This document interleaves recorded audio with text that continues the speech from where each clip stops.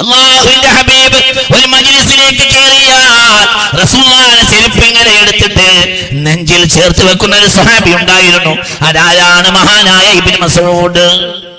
ഉറക്കപ്പറ ഇബ്നു മസ്ഊദ്, ഉറക്കപ്പറ ഇബ്നു മസ്ഊദ്. അതെന്താ അങ്ങനെ ചെയ്തത്? എന്തിനാ അങ്ങനെ ചെയ്തത്? മുഹബ്ബത്തൻ ബി റസൂലില്ലാഹ്, മുത്തുനബിയോടുള്ള പ്രേമം. മുത്ത് മുഹമ്മദ് മുസ്തഫ. നബിയുടെ ചെരുപ്പ് ആരാ കള്ളം കൊണ്ടുപോകില്ലല്ലോ. നബിയുടെ ചെരുപ്പ് ആരാ കിട്ടുകൊണ്ടുപോവാ? അല്ല മനുഷ്യന്മാരെ, നബിയുടെ ചെരുപ്പ് ആരെങ്കിലും വെക്കൂ? അതിനെങ്ങനെ പിടിച്ചിരിക്കേണ്ട ആവശ്യം?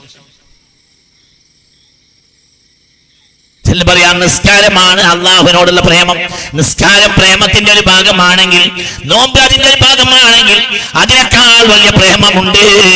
ഹബീബായ മുത്ത് മുഹമ്മദ് മുസ്തഫ ഒരു മജ്ലിസിലേക്ക് കയറിയാൽ അവിടുത്തെ ചെരുപ്പെടുത്ത് നെഞ്ചിൽ വെച്ചിരുന്ന ആളാണ് ആര്? മഹാനായ ഇബ്നു മസ്ഊദ് റളിയല്ലാഹു അൻഹു. മഹാനായ സയ്യിദുനാ ഇബ്നു മസ്ഊദ്, മഹാനായ സയ്യിദുനാ ഇബ്നു മസ്ഊദ് റളിയല്ലാഹു അൻഹു. ഇബ്നു മസ്ഊദിന് അങ്ങനെ സ്വഭാവം ഉണ്ടായിരുന്നു റളിയല്ലാഹു അൻഹു. അവരെന്ത് ചെയ്യുമെന്നറിയോ? അവര് ഈ ചെരുപ്പെടുത്തിട്ട് നെഞ്ചിൽ ഇങ്ങനെ ചേർത്ത് വെച്ച് പിടിക്കും. ഒരു തുണി കൊണ്ട് റസൂലുള്ളാഹിന്റെ ചെരുപ്പ് കെട്ടിപ്പൊതിയും. എന്നിട്ട് ഇവിടെ അങ്ങനെ പിടിക്കും.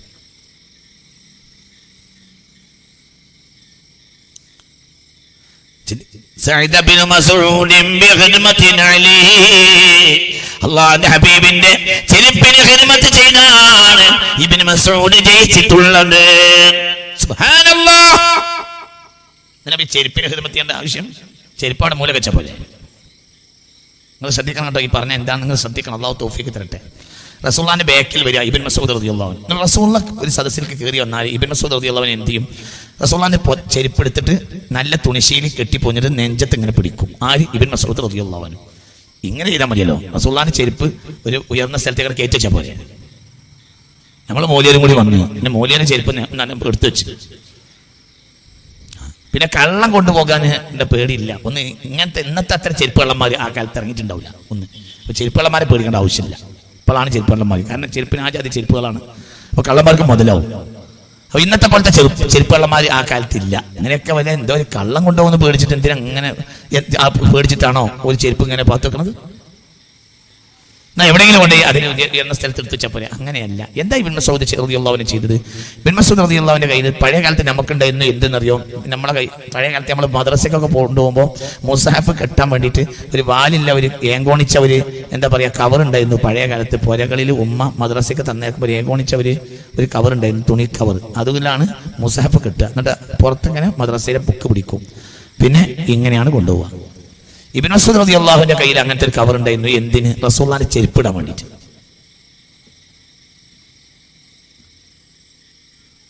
ചിന്തിക്ക്. സഈദ് ബിൻ മസ്ഊദ് ബിഖിദ്മത്തിൻ അലൈഹി. ഇബ്നു മസ്ഊദ് ജയിച്ചത് റസൂലുള്ളാഹിന്റെ ചെരുപ്പിന് ഖിദ്മത്ത് ചെയ്തിട്ടാണ്. റസൂലുള്ളാഹിന്റെ ചെരുപ്പിന് ഖിദ്മത്ത് ചെയ്തിട്ടാണ് ഇബ്നു മസ്ഊദ് ജയിച്ചത് റളിയല്ലാഹു അൻഹു. പറ പ്രഗൽഭ സ്വഹാബിയായ ഇബ്നു മസ്ഊദ്, പ്രഗൽഭ സ്വഹാബിയായ സയ്യിദുനാ ഇബ്നു മസ്ഊദ് റളിയല്ലാഹു അൻഹു ജയിക്കുന്നത് ഹബീബായ നബിയുടെ ചെരുപ്പിന് ഖിദ്മത്ത് ചെയ്തതാണ്. സഈദ് ബിൻ മസ്ഊദ് ബിഖിദ്മത്തിൻ അലൈഹി ബിനഅലിൽ മുസ്തഫ, ബിനഅലിൽ മുസ്തഫ, ബിനഅലിൽ മുസ്തഫ. പറ ബിനഅലിൽ മുസ്തഫ, മുത്ത് മുഹമ്മദ് മുസ്തഫ സല്ലല്ലാഹു അലൈഹി വസല്ലമയുടെ ചെരുപ്പിന് ഖിദ്മത്ത് ചെയ്തിട്ട് ജയിച്ചു. ആര്? പ്രഗൽഭനായ ഇബ്നു മസ്ഊദ് റളിയല്ലാഹു അൻഹു. ഒരു തുണിശീല എന്ത് ചെയ്യും? ആ തുണിശീല ഇങ്ങനെ കൊണ്ട് നടക്കും ബഹുമാനപ്പെട്ട സയ്യിദുനാ ഇബ്നു മസ്ഊദ് റളിയല്ലാഹു. എന്നിട്ട് എന്ത് ചെയ്യും? റസൂലുള്ളാഹി മജ്ലിസിലേക്ക് കയറിയാൽ റസൂലുള്ളാഹിയുടെ ചെരുപ്പ് ഇതിൽ സഞ്ചിയിൽ ഇട്ടിട്ട് അത് തന്റെ നെഞ്ചത്ത് ഹൃദയത്തിന്റെ ഭാഗത്ത് പിടിച്ചുകൊണ്ട് നിൽക്കും മഹാനായ ഇബ്നു മസ്ഊദ് റളിയല്ലാഹു. മുഅ്മിനെ ചിന്തിക്കണം. അല്ലാഹു നമുക്ക് തൗഫീഖ് തരട്ടെ. എന്തിനാണോ ഇങ്ങനെയൊക്കെ ബുദ്ധിമുട്ടേണ്ട ആവശ്യം? ചെരുപ്പ് എടുത്തിച്ചാൽ പോരെ. അത്ര വലിയ കോടിക്കണക്കിന് റുപ്യന്റെ വിലയുള്ള ചെരുപ്പൊന്നും അല്ലല്ലോ. ആയിരങ്ങൾ വിലയുള്ള ചെരുപ്പാണോ? അതും അല്ലല്ലോ. ചില രാജാക്കന്മാരും നേതാക്കന്മാരും ഒക്കെ ഇട്ട ചെരുപ്പിന് വലിയ വില ഉണ്ടോ? രാജീവ് ഗാന്ധി മരിക്കുമ്പോൾ അയാളുടെ ചെരുപ്പിന് 29,000 രൂപ വിലയുണ്ടായിരുന്നു എന്ന് അദ്ദേഹത്തെക്കുറിച്ചുള്ള പുസ്തകത്തിൽ കാണാം. അദ്ദേഹം മരിച്ചപ്പോൾ അദ്ദേഹത്തിന് നല്ല വിലയുള്ള വസ്തുക്കളാണ് ഉപയോഗിക്കുക.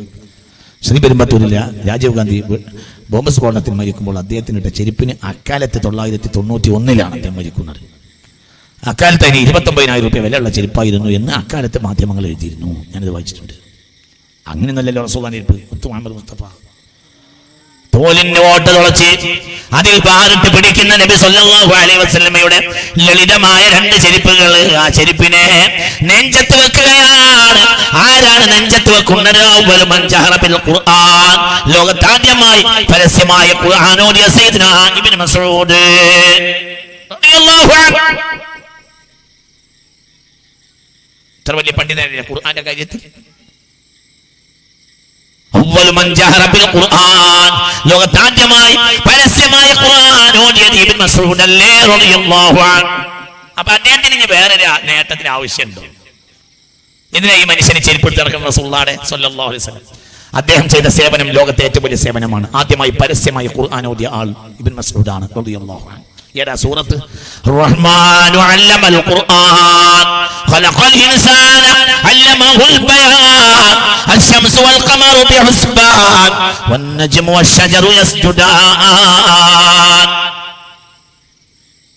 ലോകത്താദ്യമായി പരസ്യമായി ഖുർആൻ ഓതിയത് ഇബ്നു മസ്ഊദ് ആണ് റളിയല്ലാഹു അൻഹു. അപ്പൊ അദ്ദേഹത്തിനെ സംബന്ധിച്ചിടത്തോളം സ്വർഗ്ഗത്തിൽ പോകാൻ എമ്പാടും അദ്ദേഹത്തിന്റെ കയ്യിലുണ്ടല്ലോ. എന്താണത്? ലോകത്താദ്യമായി പരസ്യമായ ഖുർആൻ ഓതിയ ആൾ ഇബ്നു മസ്ഊദ് അല്ലേ? അതിന്റെ കൂലി എത്ര ഉണ്ടാവും?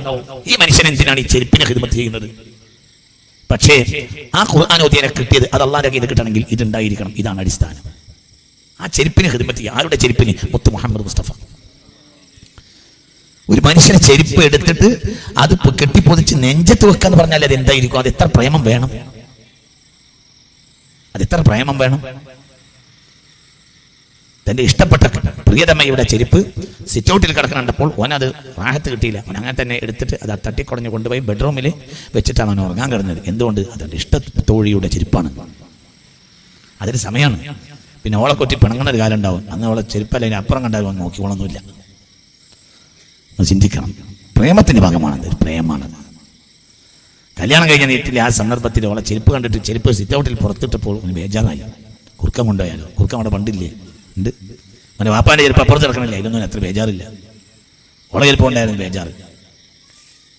അഥവാ കുറുക്കനെങ്ങാനും ഓളെ ചെരുപ്പിനെ കടിച്ചാൽ ആ ചെരുപ്പിന്റെ കുറുക്കന്റെ ഉമിനീര് ചേർന്നിട്ട് അവൾക്ക് പോയസ് ഉണ്ടായാലോ എന്ന് ബേജാറായി. പിന്നെ അവൾ സങ്കല്പിച്ച് ബേജാറാകുകയാണ്. നിങ്ങൾക്ക് എന്തെങ്കിലും പറ്റിപ്പോയാലോ? ഒക്കെ പറ്റിപ്പോയാൽ ആകാശവും ഭൂമിയും മുഴുവനും കഴിഞ്ഞുപോയി എന്നാണ് വിചാരിക്കുന്നത്. അപ്പൊ അങ്ങനത്തെ ഒരു സമയമാണ്. ഇത് പ്രേമത്തിന്റെ ഭാഗമാണ്. മുമ്പിനെ ചിന്തിക്കണം. ഇത് മുത്ത് മുഹമ്മദ് മുസ്തഫ സല്ലല്ലാഹു അലൈഹി വസല്ലമ തങ്ങളുടെ ചെരുപ്പ് ഒരു സ്വഹാബി എന്ത് ചെയ്യാണ്? ആ സ്വഹാബി ഹബീബായ നബി സല്ലല്ലാഹു അലൈഹി വസല്ലമയുടെ ചെരുപ്പ് നെഞ്ചത്ത് കയറ്റി വെക്കുക. എന്നിട്ട് ഞാൻ നിൽക്കുക. സഈദ് ഇബ്നു മസ്ഊദ് ബിഖിദ്മത്തിൻ അലൈഹി, ഹബീബിന്റെ ചെരുപ്പിൽ ഖിദ്മത്ത് ചെയ്താണ് ഇബ്നു മസ്ഊദ് ജയിച്ചിട്ടുള്ളത്. സഈദ് ഇബ്നു മസ്ഊദ് ബിഖിദ്മത്തിൻ അലൈഹി. ഇത് ഏതോ ആളല്ലല്ലോ ഇത് ചെയ്തത്. പ്രഗൽഭ സ്വഹാബിയല്ലേ?